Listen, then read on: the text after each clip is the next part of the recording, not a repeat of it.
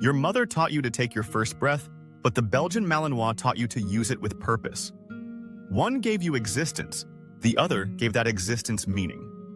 In a world full of noise, his discipline became your silence. Through him, you began to understand that living and being alive are not the same thing. The first lesson arrives unnoticed. Structure gives freedom. The Malinois doesn't sleep in. He rises before sunrise, stretching with quiet precision. Every movement prepares him for work, but there's no rush, no hesitation. He greets the day the way a craftsman greets his tools, with readiness and respect. Your mornings slowly begin to mirror his. You wake earlier, move slower, breathe deeper. There's peace in repetition, comfort in routine. He teaches that discipline isn't punishment, it's the architecture of peace. He doesn't chase happiness the way humans do. Joy for him hides in the task, not the reward. When others complain about effort, he finds fulfillment in it. Watching him work turns motivation into meditation. His focus reveals how scattered you've become. He can hold his attention on one sound, one scent, one movement for as long as it takes. Nothing diverts him, nothing dilutes him. In his stillness, you see strength that needs no noise. Through him, you rediscover patience. The Malinois doesn't rush to please, he waits to understand. His obedience isn't submission, it's comprehension. You realize how rarely humans listen before acting. Training sessions become dialogue. You speak less, observe more. Your tone matters more than words, your energy more than logic. He reads your sincerity the way others read your face. Frustration exposes your weaknesses. When you lose composure, he looks away. Not in defiance, but in disappointment. In that moment, you see yourself clearly. Leadership, he teaches, isn't control, it's calm. He never complains, never negotiates. When you ask, he performs, even when tired, even when uncertain. His loyalty is quiet but absolute. That kind of faith humbles you more than applause ever could. You start to measure your own integrity by how much he trusts you. Each successful recall, each steady sit becomes a reflection of your consistency. He makes you realize that respect isn't granted, it's proven. Fear dissolves in his presence. Loud noises, dark alleys, unknown strangers, none disturb him. His composure feels contagious, and you borrow it without asking. Courage, you learn, is just calm held long enough to matter. He lives by instinct, yet his instincts are civilized by trust. He could dominate, but he chooses discipline. That choice repeats daily, silently. You begin to see that true strength lies not in capacity, but in restraint. Even in play, lessons hide. When he grips the tug toy, he gives everything: strength, focus, control. When you command release, he obeys instantly, tail still wagging.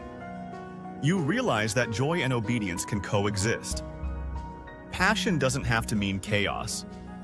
He watches you constantly, not for treats, but truth. He knows when you're tired, when you're angry, when you're proud. He adjusts himself accordingly. Empathy, you realize, doesn't require language. It requires attention. In crowds, he becomes a mirror to your emotion. If you tense, he alerts. If you relax, he follows. Together, you learn balance as a shared rhythm. Trust becomes the invisible leash neither of you wants to break. Through routine, a kind of symphony emerges. The morning leash clip, the measured footfalls, the shared pauses at corners, all form a wordless ritual. You start moving like partners in choreography. The world outside slows to match your pace. He shows you that consistency builds confidence. When commands are clear and consequences fair, trust flourishes. When you waver, confusion follows. Stability becomes his oxygen, and soon, yours too. You begin to respect limits instead of fighting them. He reminds you daily that even boundless energy needs boundaries. The crate isn't a cage, it's calm. You learn that rest is as vital to discipline as effort. Through every repetition, humility grows. You stop seeking perfection and start seeking presence. The Malinois never asks for flawless execution. He asks for honesty of effort. That shift quietly rewires the way you approach everything. He demands patience when learning something new, but he offers none if you're inconsistent. His standard doesn't bend to mood. You learn accountability not from lectures, but from the quiet weight of his expectation. And yet, for all his rigor, he is capable of immense gentleness. When you're unwell, he curls near your feet without being asked.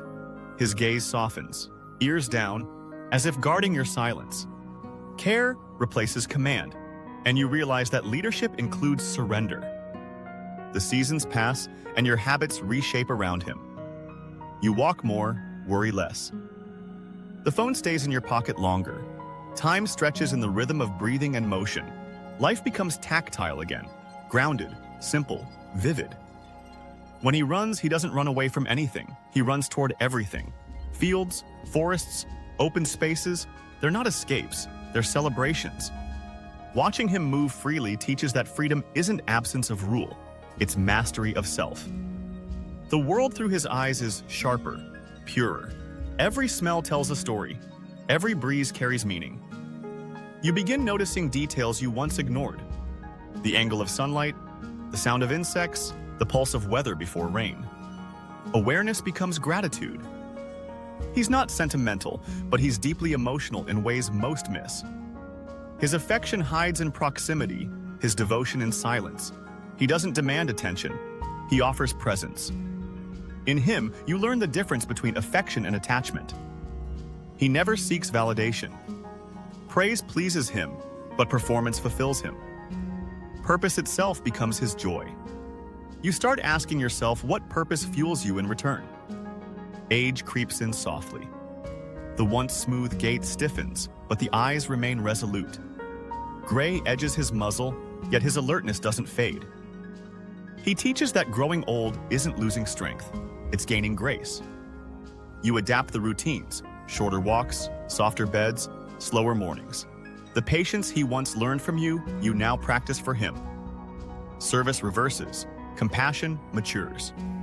Love becomes labor, and labor becomes love. His loyalty in age is even purer. He no longer works to prove, he exists to accompany.